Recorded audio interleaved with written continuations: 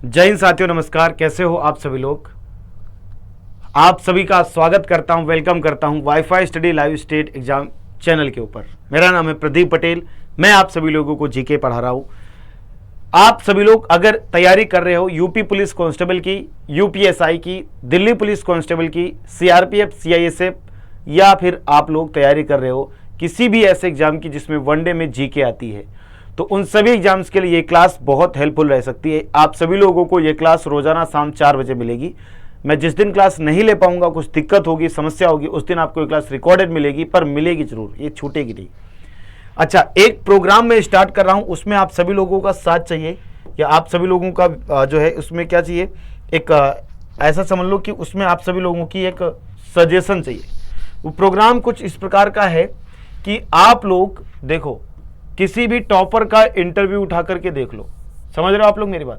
किसी भी टॉपर का इंटरव्यू उठा करके देख लो, किसी भी चीज, किसी भी तरीके की कोई भी बात आप देख लो, आप सभी लोगों को बस एक ही चीज दिखेगी, और वो चीज क्या होगी, वो एक ही बात कहेगा कि सर मैं प्रीवियस ईयर क्वेश्चंस को रट चुका था। प्रीवियस ईयर क्वेश्चन रटने का मतलब ये नहीं कि वो क्वेश्चंस के आंसर याद कर चुका था, वो उनसे संबंधित सारी जानकारी ले चुका था। तो एसएससी में आज तक जितने भी क्वेश्चन पूछे गए हैं, जो स्टेट एग्जाम में जितने भी क्वेश्चन पूछे गए हैं, है ना, वो सभी एग्जाम्स की अगर हम लोग बात करें, यूपी के सारे एग्जाम हो गए, बिहार के सारे एग्जाम हो गए, मतलब मैं आप सभी लोगों को एक previous year question series start कर रहा हूँ। कौन सी previous year question series start कर रहा हूँ, जिसको मैं आपको 14 मई शाम 4 बजे से स्टार्ट करूँगा। शाम 4 बजे से ये क्लास कब तक होगी, शाम 4 बजे से शाम 5:30 तक, यानी 1.5 घंटे आपकी क्लास होगी, यानी 90 मिनट आपकी एक क्लास चलेगी। कितने मिनट? 90 मिनट आपकी एक क्लास चला करेगी। 90 मिनट आपकी एक क्लास चला करेगी। ठीक है, कितने मिनट आपकी एक क्लास चला करेगी? 90 मिनट आपकी एक क्लास चला करेगी।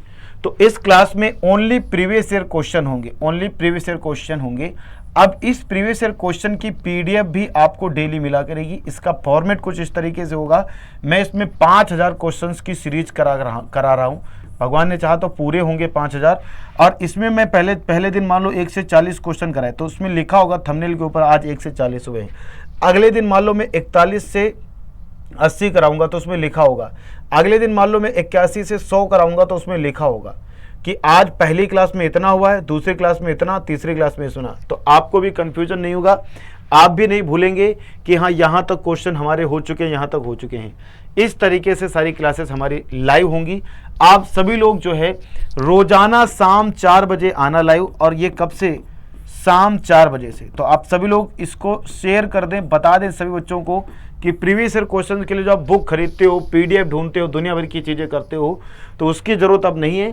आप सभी लोगों को 14 मई को wifi study live state exam channel के ऊपर शाम 4 बजे से आपकी ये क्लास स्टार्ट होगी। शाम 4 बजे से आपकी ये क्लास स्टार्ट होगी। ठीक है, तो कोई दिक्कत नहीं आप लोगों को। चलिए, बहुत अच्छे। तो अब हम लोग क्लास को स्टार्ट करते हैं। क्लास की अगर हम लोग बात करें, तो मान लो कि ये क्लास का आपका पहला क्वेश्चन है, और ये क्वेश्चन जो है एसएससी एमटीएस में पूछा गया है। ये क्वेश्चन किस में पूछा गया है? आपका एसएससी एमटीएस में क्वेश्चन पूछा गया है। ये क्वेश्चन आपका एसएससी एमटीएस में ये क्वेश्चन आपका पूछा गया है। किस में पूछा गया है? एसएससी एमटीएस में ये क्वेश्चन आपका पूछा गया है। तो आप ये बताओ, अगर ये क्वेश्चन एसएससी एमटीएस में पूछा गया है, तो सिर्फ आपको ये थोड़ी ना याद रखना है कि जो ये क्वेश्चन कह रहा है कि गुलबदन बेगम ने हुमायूं नामक पुस्तक को लिखा था, ये हुमायूं की कौन थी? तो आपको पता चल गया कि यह हुमायूं की बहन थी, बस काम खत्म हो गया। इसका आंसर ए हो गया। ऐसे थोड़ी ना याद रखना है ना, ये प्रीवियस ईयर का मतलब थोड़ी ना होता है। एक डेमो के तौर पे देख लो कि मैं किस तरीके से कराऊंगा। ये तो ऐसे नॉर्मल बता रहा हूँ, बाकी किस तरीके से बहुत सारी चीज़ें अपडेट होगी।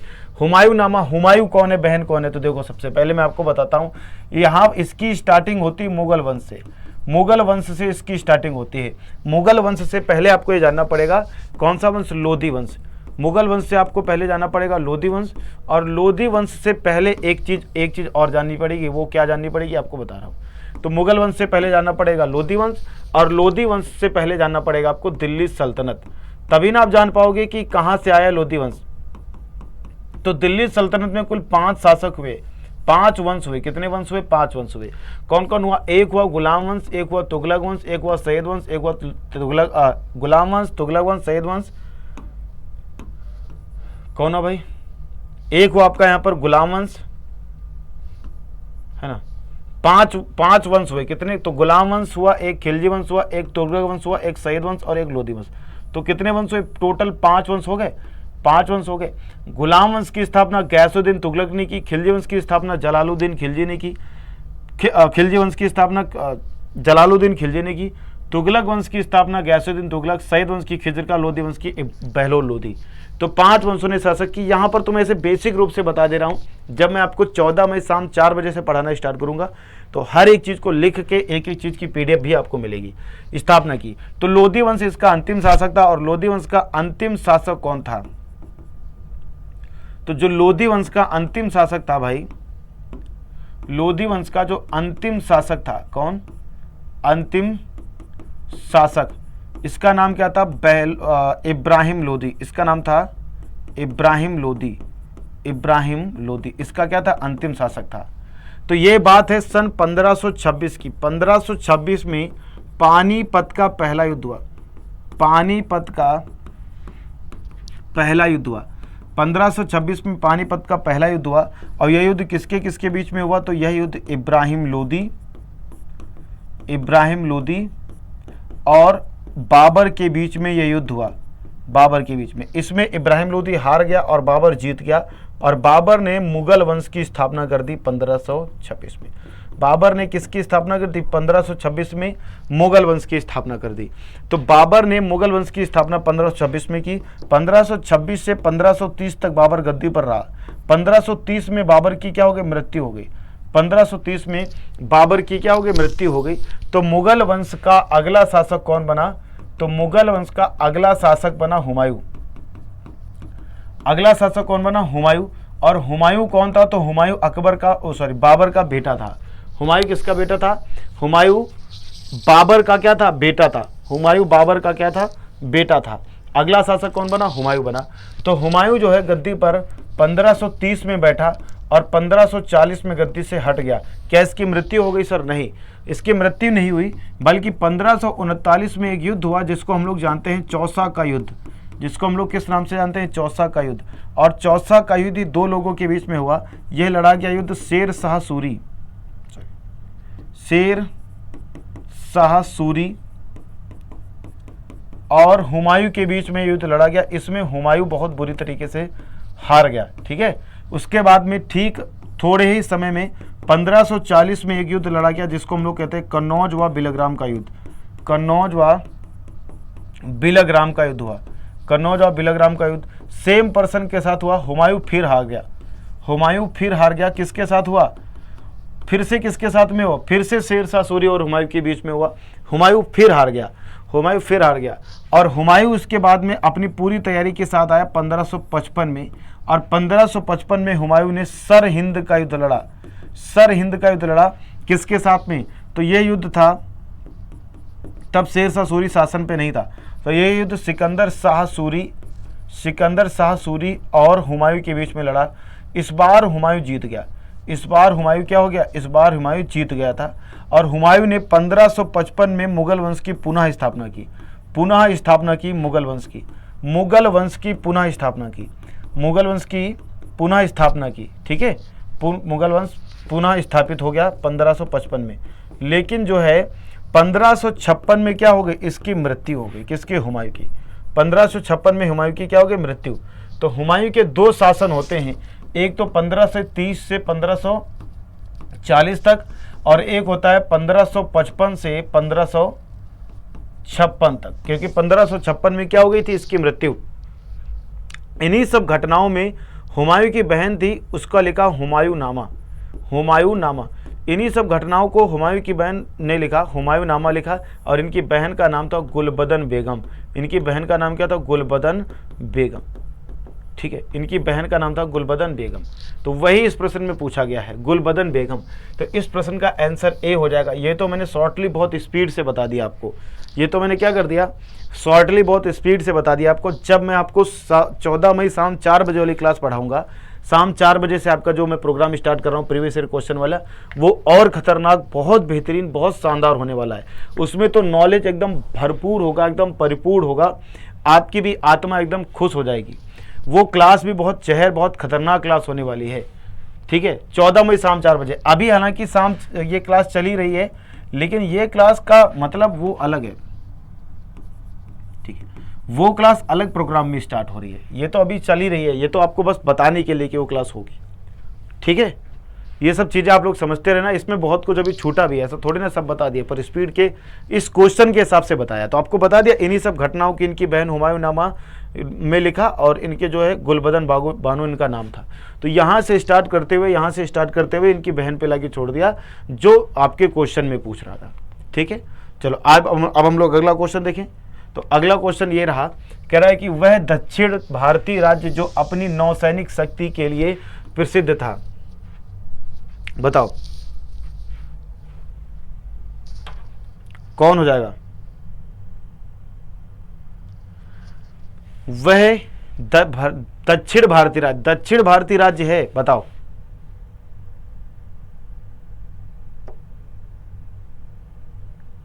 श्रीलंका के राजा पंचम को याद करो बेटा, उनको अरेस्ट करके ले आया था, मतलब वहाँ से बंदी बना करके ले आया था। तो आपका भारत ये कुछ इस तरीके से हो जाता है, इस तरीके से आपके भारत का एक नक्शा हो जाता है। और यहाँ पर अगर आप ध्यान से देखोगे तो इस तरीके से आपका क्या हो जाता है, श्रीलंका हो जाता है। क्या हो जाता है? श्रीलंका हो जाता है। तो एक बात बताओ, इसके बीच में क्या पड़ रहा है? इसके बीच में तो ये पूरा समुद्री एरिया पड़ रहा है। समुद्री एरिया को पार करने के लिए आपको क्या चाहिए? आपकी इस नौ सैनिक शक्ति बहुत मजबूत होनी चाहिए। नौ सैनिक शक्ति क्या होनी चाहिए? बहुत मजबूत होनी चाहिए। यहाँ पर आपके क्या हो जाते हैं? चोल हो जाते हैं। तो इसका आंसर भी क्या हो जाएगा? चोल हो जाएगा। आंसर बी क्या हो जाएगा? चोल। आंसर बी इस प्रश्न का सही उत्तर हो जाएगा, चोल। क्या हो जाएगा? चोल। आंसर बी इस प्रश्न का क्या हो जाएगा? सही उत्तर हो जाएगा। बाकी इसको भी हम लोग बहुत डीप में पढ़ेंगे, आप टेंशन ना लो, उसका भी एक समय आएगा। गृह मंत्रालय के अनुसार निम्नलिखित में से कौन सा देश भारत के साथ सबसे छोटी सीमा साझा करता है? अगर हम लोग बात करें भारत की, तो भारत के साथ कितने देश सीमा साझा करते हैं? तो भारत के साथ 7 देश जो हैं, जो अपनी भूमि सीमा साझा करते हैं। क्या करते हैं? भूमि सीमा साझा करते हैं, साझा करते हैं। सबसे छोटी कौन करता है?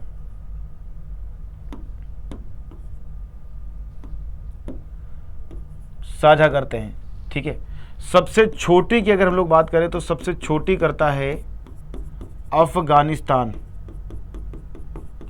अफगानिस्तान करता है 106 किलोमीटर की करता है। और अगर यहीं पे पूछते सबसे ज़्यादा कौन करता है, तो सबसे ज़्यादा करता है आपका बांग्लादेश। कौन करता है? बांग्लादेश करता है। टोटल 4096 किलोमीटर करता है। कितना? 4096 किलोमीटर। तो ज़्यादा बांग्लादेश करता है, कम कौन करता है?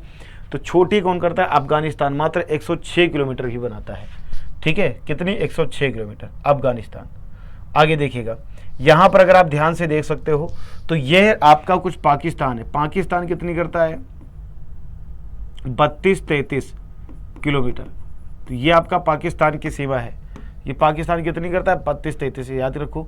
तो यहाँ पर अगर आप ध्यान से देखोगे, ये अफगानिस्तान, इतना तो पार्ट पूरा, अब ये रेड जो मैंने किया, ये पूरा पार्ट क्या है?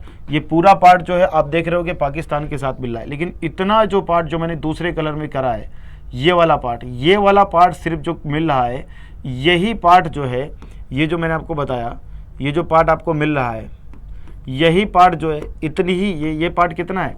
तो ये 106 किलोमीटर पार्ट है। तो उतना ही सीमा साझा करता है ये वाला पार्ट, लद्दाख के साथ मिलता है। 106 किलोमीटर सीमा साझा करता है, ठीक है। बाकी अगर आप ध्यान से इधर देखोगे, जो मैं इसको रेड वाला कर रहा हूँ, तो यहाँ से अगर आप ध्यान से देखोगे तो ये इतनी सीमा जो है, ये किसके साथ पूरा मिलता हुआ चला रहा है? ये अगर आप ध्यान से देखोगे तो ये जो है 4096 किलोमीटर मिलता है। कितना मिलता है? ये 4096 किलोमीटर मिलता है। 4096 किलोमीटर। इसका क्या कारण है? क्योंकि ये बहुत ज़्यादा भाग टूटता है। एक्चुअली जो बांग्लादेश है, आपको आइडिया होगा, ये जो बांग्लादेश है, ये पहले पूर्वी पाकिस्तान था। ये कोई अलग देश थोड़ी ना था। जब पाकिस्तान अलग हुआ था तो इस तरीके से इन्होंने बंटवारा किया था कि जिधर जिधर हमारे मुस्लिम भाई ज़्यादा हैं, उधर उधर जो है हम लोग अपना देश हम अपना बनाएंगे। तो इधर साइड में क्या था? पूर्वी पाकिस्तान था। इधर पश्चिमी पाकिस्तान था। तो पूर्वी पाकिस्तान को ये इधर वाले लोग बहुत ज़्यादा क्या करते थे, परेशान करते थे। इसकी वजह से आपको पता होगा 1971 में इंडिया और पाकिस्तान का युद्ध हुआ था। इंडिया और पाकिस्तान का युद्ध हुआ था, पाकिस्तान हार गई थी। इंडिया ने जो है पूर्वी पाकिस्तान को आज़ाद कराया था और आज़ाद कराने के बाद में इसको जो है बांग्लादेश एक नया नाम दिया था, मानी एक नया देश के रूप में इसको बनाया गया था, स्थापित किया गया था बांग्लादेश। ठीक है, शेख हसीना यहाँ की पीएम, बांग्लादेश। तो इस प्रश्न का इसीलिए ज़्यादा सीमा टच करता है। ठीक है, बाकी बांग्लादेश के साथ म्यांमार सीमा टच करता है, लेकिन भारत के साथ, ठीक है, भारत के साथ बांग्लादेश हो गया, इंडिया, इधर ये पाकिस्तान हो गया, इधर ये अफगानिस्तान हो गया, इधर ये चीन हो गया, इधर ये भूटान हो गया, इधर ये नेपाल हो गया, ये आपका श्रीलंका हो ही गया। तो यहाँ पर आपका क्वेश्चन क्या आ जाएगा, आंसर तो आपको पता चली गया। अगला भारत में, अगला क्वेश्चन है भारत की सबसे बड़ी खाड़ी क्या है। भारत में सबसे बड़ी खाड़ी है, भारत में सबसे बड़ी खाड़ी है, खंबात की खाड़ी है, मन्नार की खाड़ी है, कच्छ की खाड़ी है, या बंगाल की खाड़ी है। भारत में सबसे बड़ी खाड़ी है, क्वेश्चन क्या है आपकी स्क्रीन पे, भारत में सबसे बड़ी खाड़ी है, खंबात की खाड़ी, मन्नार की खाड़ी, कच्छ की खाड़ी, या फिर आप लोग बताओ बंगाल की खाड़ी। तो भारत में जो सबसे बड़ी खाड़ी है वह आपकी है बंगाल की खाड़ी। कौन सी खाड़ी है बेटा, बंगाल की खाड़ी। अगला, भारत में केसर का उत्पादन करने वाला एकमात्र राज्य कौन सा है जहां पर केसर, ओरिजिनल केसर पाई जाती है। वो जो आपको ऐड मिलता है ना कि सब में दाने दाने में केसर, कुछ केसर नहीं होता, बहुत महंगा होता है केसर, और आप लोग कहीं भी केसर के चक्कर में पागल मत बन जाना। सिर्फ जम्मू कश्मीर में केसर पाया जाता है। आंसर क्या हो जाएगा, सी। वो भी ऐसा नहीं पूरे जम्मू कश्मीर में, कहीं कहीं किसी किसी एरिया में केसर पाया जाता है, किसी किसी एरिया में केसर पाया जाता है, और बहुत महंगा होता है, बहुत ठंडी जगहों पर मिलता है।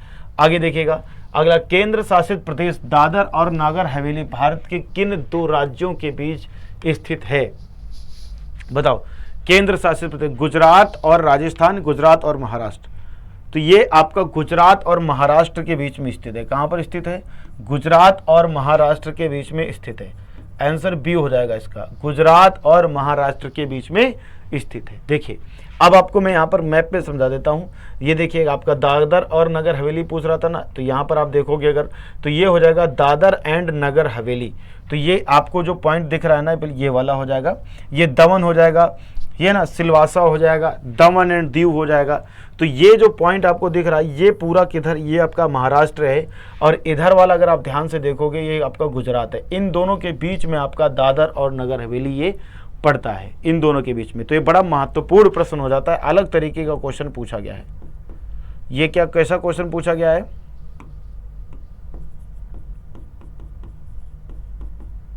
थोड़ा सा अलग तरीके का क्वेश्चन पूछा गया है। समझ में आ गई आपको बात, थोड़ा सा अलग तरीके का क्वेश्चन पूछा गया है। नहीं, इधर साइड में मुंबई में क्या है, मुंबई महाराष्ट्र की राजधानी हो जाती है, और ये गुजरात की गांधीनगरी इधर या यहां पर राजधानी हो जाती है। ठीक है, कोई दिक्कत नहीं है मुझे लगता है यहां पर। अगला क्वेश्चन देखिएगा, बहुत अच्छा क्वेश्चन है। कह रहा है कि निम्नलिखित में से कौन सा दर्रा और स्थान गलत सुमेलित है। जोजिला, जम्मू और कश्मीर, लिखापानी। तो यहाँ पर सही उत्तर कौन हो जाएगा, केवल 2 और 4। यह आपको क्या, यहाँ पर क्या है, गलत सुमेलित है। लिखापानी मैंने, अच्छा पूरा लिखापानी महाराष्ट्र का नहीं होगा, ठीक है, लिखापानी महाराष्ट्र का नहीं होगा। 4, नाथुला मध्य प्रदेश का नहीं होगा, ठीक है। तो यहाँ पर बाकी जोजिला, जम्मू और कश्मीर का हो जाएगा। मोलिंगला जो है उत्तराखंड का हो जाएगा। तो ठीक है, यहाँ पर आंसर इसका 2 और 4 बी हो जाएगा। आप सभी लोगों के लिए एक चैलेंजिंग क्वेश्चन है, आपको बताना है कि लिखापानी, आप सभी लोगों के लिए जो क्वेश्चन है, ये क्वेश्चन मतलब कमेंट के लिए। और नाथुला अभी मैं आपको बता भी सकता हूँ, लेकिन इसका मैं बताना नहीं चाह रहा। अभी थोड़ा देखता हूँ कि आप लोग कोशिश करोगे नहीं। बताना है कि ये दर्रा जो है किस राज्य में स्थित है। आपको कमेंट करके बताना है कि ये दर्रा किस राज्य में स्थित है। इसका आंसर आप सभी लोग क्या करेंगे, कमेंट बॉक्स में बताएंगे कि इसका आंसर क्या होगा। ऑफलाइन कमेंट करके जरूर बताइएगा, कोशिश कीजिएगा इसका आंसर देने की। नहीं आ रहेगा तो आप सर्च कर लेना, गूगल पे जाकर के आप लोग क्या कर लेना, सर्च कर लेना। गूगल सर्च मतलब जीएस वो भी निकल के आ रहा है। प्लीज सर्च करना, सर्च करोगे तो कभी भूलोगे नहीं, वरना मैं तो फिर बता ही दूंगा कल, कोई टेंशन वाली बात नहीं। निम्नलिखित में से कौन सी रबी की फसल है, इनमें से बताओ, निम्नलिखित में से कौन सी रबी की फसल है? ये आपसे क्वेश्चन कह रहा है। क्वेश्चन क्या कह रहा है? निम्नलिखित में से कौन सी रबी की फसल है? बाजरा रबी की फसल है, ज्वार रबी की फसल है, अरहर रबी की फसल है, गेहूं रबी की फसल है? तो रबी की जो फसल है वो गेहूं है। कौन सी है? गेहूं। इस प्रश्न का आंसर क्या हो जाएगा? तो इस प्रश्न का आंसर हो जाएगा डी। गेहूं जो है वह क्या है? रबी की फसल है। गेहूं जो है वह क्या है बेटा? रबी की फसल है। अगला क्वेश्चन है, भूगोल का जनक किसे माना जाता है? भूगोल का जनक किसे माना जाता है? तो भूगोल का जनक जो है ये माना जाता है इरेटोस्थनीज को।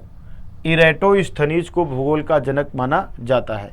ठीक है। अगला, भूगोल के लिए जियोग्राफिका शब्द का प्रयोग सर्वप्रथम किसने किया था? भूगोल को इंग्लिश में आप लोग जियोग्राफी बोलते हो ना, तो इस शब्द का प्रयोग, जियोग्राफिका शब्द का प्रयोग सबसे पहले इरेटोस्थनीज ने ही किया था। इसीलिए तो इनको भूगोल का जनक माना जाता है, और कोई कारण थोड़ी ना। तो इसका आंसर क्या हो जाएगा? डी हो जाएगा। इसका आंसर क्या हो जाएगा? डी हो जाएगा, इरेटोस्थनीज। अगला क्वेश्चन, निम्नलिखित में से कौन सी नदी सिंधु अपवाह तंत्र से संबंधित नहीं है? ठीक है, ठीक है। झेलम हो जाएगी, आपको बता दूं, झेलम हो जाएगी, चिनाब हो जाएगी, रावी हो जाएगी, सतलज हो जाएगी,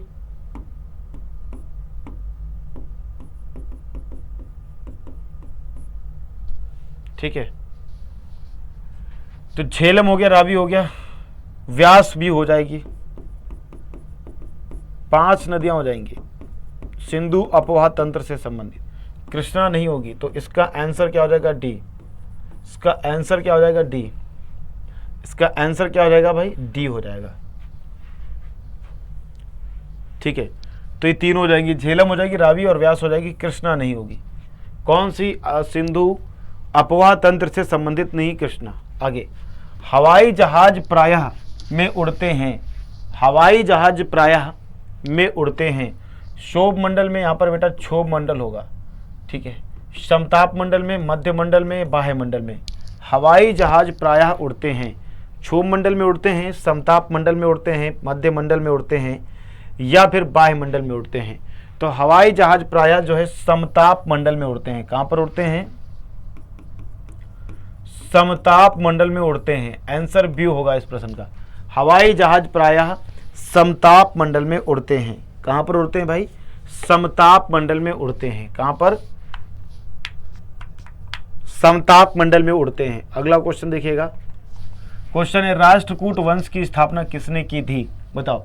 कृष्ण प्रथम ने, दंती दुर्ग ने, इंद्र द्वितीय ने, या इनमें से कोई नहीं? इन सभी क्वेश्चंस की बेहतर डिटेल्ड थ्योरी आप लोग पढ़ेंगे तब आपको ज़्यादा मजा आएगा। जब इन सभी क्वेश्चंस की आप बेहतर डिटेल्ड थ्योरी पढ़ेंगे तब आपको ज़्यादा बेहतर लगेगा, है ना भैया? जब आप इन क्वेश्चन को बेहतर डिटेल्ड थ्योरी आप पढ़ेंगे तब आपको ज़्यादा बेहतर लगेगा, ज़्यादा मजा आएगा। बिल्कुल।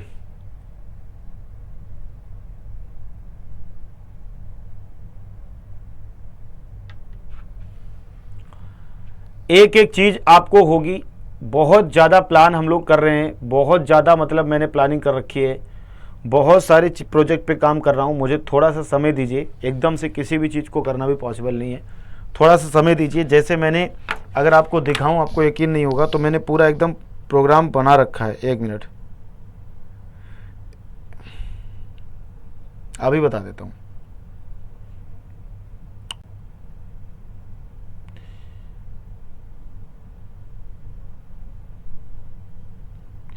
आपको दिखेगा तो नहीं, पर अगर आप यहाँ से देखोगे तो ये मैंने खुद को ही भेजे हुए हैं टॉपिक सारे। ये पूरे पॉलिटी के टॉपिक हैं, ये पूरे एक एक टॉपिक पॉलिटी का है। इसके ऊपर जो टॉपिक है वो सारे हिस्ट्री के टॉपिक हैं कि मुझे किन किन टॉपिक पर वीडियो बनानी, किस तरीके से, पूरा मतलब बहुत ज़्यादा प्रोग्राम बना रहा हूँ। तो यहाँ पर मैं सिर्फ आपको प्रीवियस ईयर क्वेश्चन सीरीज़ नहीं कराऊंगा। आप समझ ही नहीं रहे हो मेरा क्या प्लान है। मैं आपको सिर्फ प्रीवियस ईयर क्वेश्चन सीरीज़ नहीं कराऊंगा कि सिर्फ 5000 क्वेश्चन करा दिए और बच्चों का काम, ऐसा नहीं। मैं आप लोगों को हिस्ट्री के ऑल टॉपिक पर थ्योरी वाइज और आपको उसी का टेस्ट, बहुत बेहतरीन एमसीक्यूज और आपको ट्रिक के साथ सभी टॉपिक पर वीडियो बनाऊंगा। Not for only history, polity का भी यही सेम प्रोसेस रहेगा।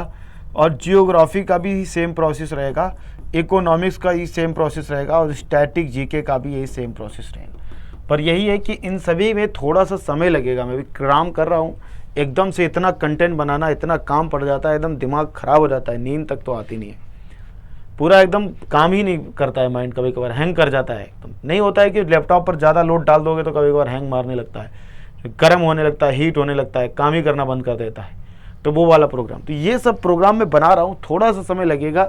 इतना गारंटी जरूर है कि जीके में अभी तक ऐसा कोई प्रोग्राम नहीं कर रहा है जो मैं अभी स्टार्ट करने वाला हूँ, ये समझ लीजिए आप लोग। है पूरी जान लगाने वाला हूँ, आप देख लो कमाल। हर एक सब्जेक्ट को इतना तोड़ के रखूँगा ना, एकदम क्वेश्चन। मैं अगर एसएससी का पेपर एमटीएस का आपका है तो मैं सीएचएल लेवल के क्वेश्चन सॉल्व करवाऊंगा, सीजीएल। हालांकि जीके तो सभी में सेम रहती है, चाहे वो देखो सीजीएल में भी ये क्वेश्चन पूछा जा सकता है, और हो सकता है पूछा भी गया हो, सीजीएल में पूछा जा सकता है।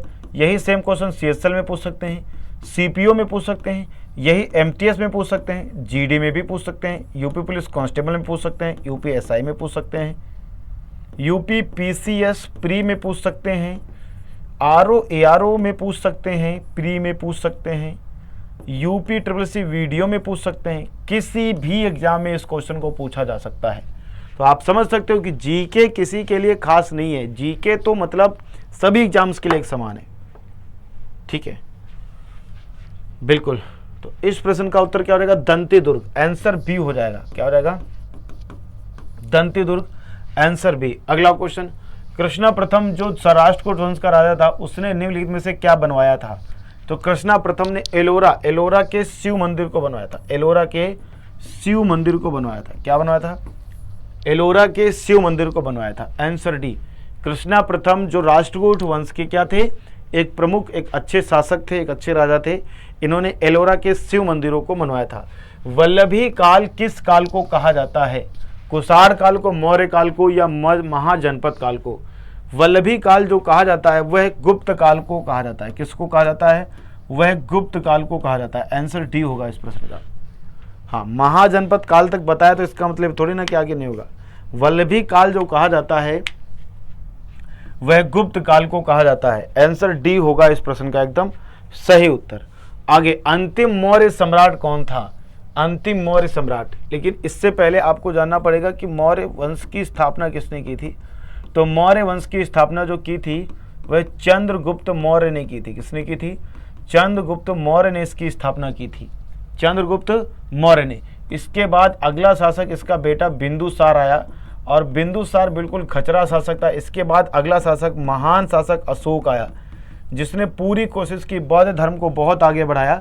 अशोक के बाद ऐसा कोई खास शासक आया नहीं, लेकिन आखिरी शासक पूछा जाता है तो बृहद्रथ हो जाता है आखिरी शासक। इस बृहद्रथ का जो सेनापति था, उसके सेनापति का नाम था पुष्यमित्र शुंग। इसके सेनापति का नाम क्या था? पुष्यमित्र शुंग।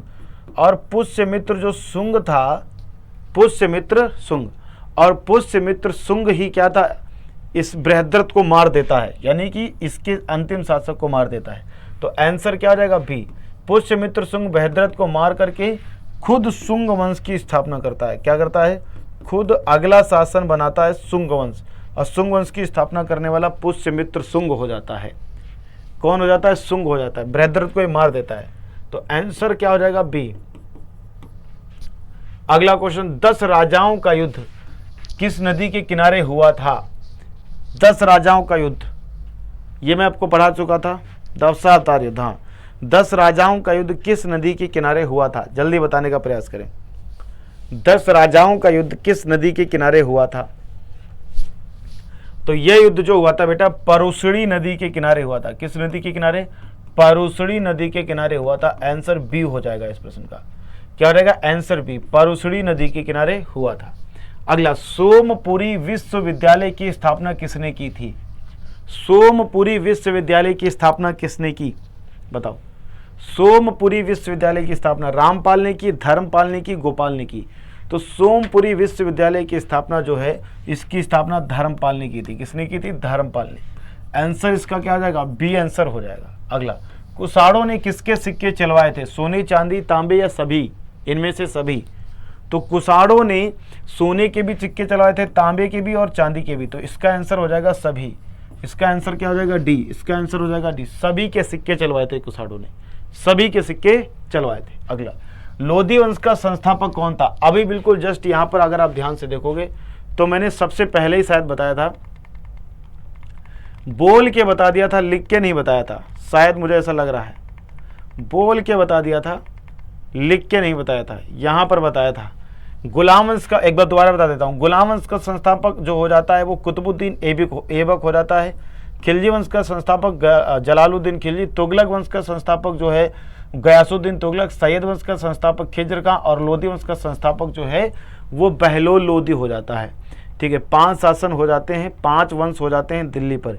इसके बाद मुगल वंश आता है और मुगल वंश का संस्थापक बाबर हो जाता है, जो कि 1526 में मुगल वंश की क्या करता है, स्थापना करता है। ये हो जाएगा बहलोल लोधी। ठीक है, बहलोल लोधी। आंसर सी इस प्रश्न का एकदम क्या हो जाएगा, सही उत्तर हो जाएगा, बहलोल लोधी। और इसका अंतिम शासक अगर आपसे कभी पूछते तो अंतिम शासक कौन हो जाएगा, इब्राहिम लोधी, क्योंकि अंतिम भी इसका इंपॉर्टेंट है, इब्राहिम लोधी। गौतम बुद्ध की माँ महामाया किस वंश से थी? तो ये जो थी बेटा महामाया कोलीय वंश से थी। किससे? कोलीय वंश से थी। इसका आंसर क्या हो जाएगा, डी हो जाएगा, कोलीय वंश से थी, कोलीय वंश से। नालंदा विश्वविद्यालय का विकास किसके जो है काल में हुआ था? तो ये जो आप सभी लोग जानते हो गुप्त वंश, ये हो जाएगा कुमार गुप्त के काल में हुआ था नालंदा विश्वविद्यालय का जो है निर्माण कार्य। इसको तोड़ा था कुतुबुद्दीन ऐबक के कमांडर बख्तियार खिलजी ने, इसको जला दिया था, नालंदा विश्वविद्यालय को तोड़ दिया था। ठीक है, एक लास्ट क्वेश्चन और कर लीजिए, आज की क्लास यहीं रखेंगे। बौद्ध धर्म का कौन सा अंग मूर्ति पूजा में विश्वास नहीं करता? तो ये जो है हीनयान मूर्ति पूजा में विश्वास नहीं करता, आंसर ए। आगे, कौन सा पिटक नैतिक आचार संहिता के बारे में बताता है? तो ये बताता है बेटा विनय पिटक। विनय पिटक नैतिक आचार संहिता के बारे में बताता है। बस इसका आंसर आप सभी लोग ऑफलाइन कमेंट में जरूर दें। और एक क्वेश्चन और था, वो भी आप लोग बताएं, जो मैंने आपसे दो दर्रे पूछे थे, जो मैंने आपको 2 दर्रे, नाथुला दर्रा था, एक और दर्रा था, जो 2 दर्रे पूछे थे, उसका आंसर, इसका आंसर भी ऑफलाइन कमेंट बॉक्स में जरूर दें। और याद रहे 14 मई शाम 4 बजे वाली क्लास में आप सभी प्यारे बच्चों को जरूर जुड़ना है, 4 बजे। ठीक है, जिसमें मैं आपको प्रीवियस ईयर क्वेश्चन की टॉप 5000 क्वेश्चन की क्या कराने वाला हूँ, सीरीज। और इसकी फ्री पीडीएफ आपको मिलेगी, फ्री पीडीएफ आपको इसकी दी जाएगी। ठीक है दोस्त, चलिए कोई दिक्कत नहीं है, इसका आंसर ऑफलाइन कमेंट में जरूर दीजिएगा। आज की क्लास को यहीं तक रखते हैं, मिलेंगे आपको से अगली क्लास में, तब तक के लिए जय हिंद, धन्यवाद, थैंक यू।